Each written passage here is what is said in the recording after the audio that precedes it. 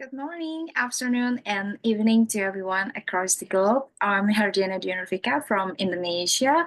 First of all, I'd like to express my gratitude to Professor Surya Parvez for the invitation.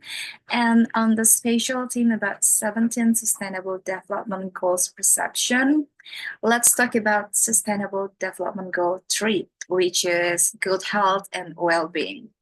And yeah, let's be honest. Now, when we hear the words health and well being, many of us immediately think of hospitals, doctors, or medicines. But I want to take us deeper because today the real crisis is not just about curing a disease, it's about how we live, how we feel, and what we ignore in ourselves and others. So, let me paint you a picture. There is a single mom in Manila who works two jobs, one in the morning and one at night, just to put food on the table. She has constant back pain, but no time, no money, and no access to healthcare. Of course, she's exhausted, but keeps going because stopping is not an option.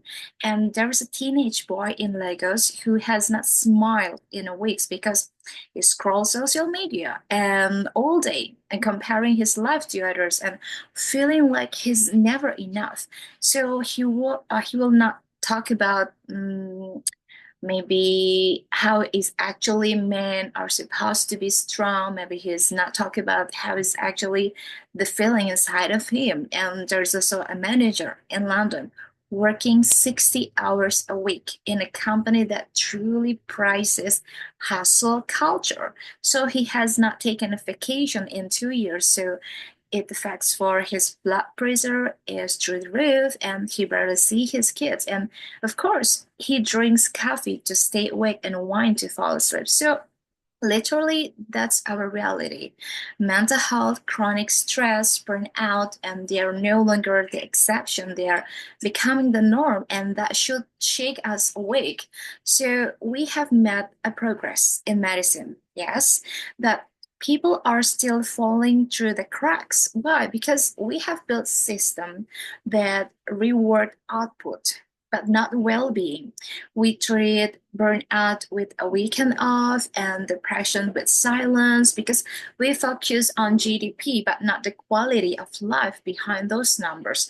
So SDG 3 is not just about reducing mortality rates or increasing access to vaccines, too, those are really critical, but it's also about redefining what it means to be truly healthy. It's about making sure no child skips school because they cannot afford menstrual pads, or it's about making sure no elderly person dies in isolation because no one take on them.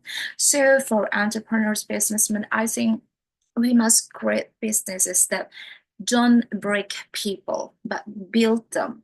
And maybe we can over mental health days, promote healthy work-life balance, and make sure your team knows their value is not just in the hours they clock in. And as a coaches and leaders around the world, I think we truly need to stop pretending that life is always fine, because we need to create safe spaces where people can say, I'm not okay, and be met with compassion, not judgment.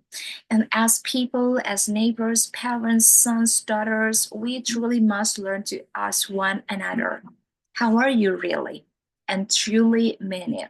Yeah, I think we have to be clear that achieving SDG 3 is not the job of governments alone. It starts with every decision we make, what we prioritize in our businesses, how we show up in relationship, and what we normalize in our culture.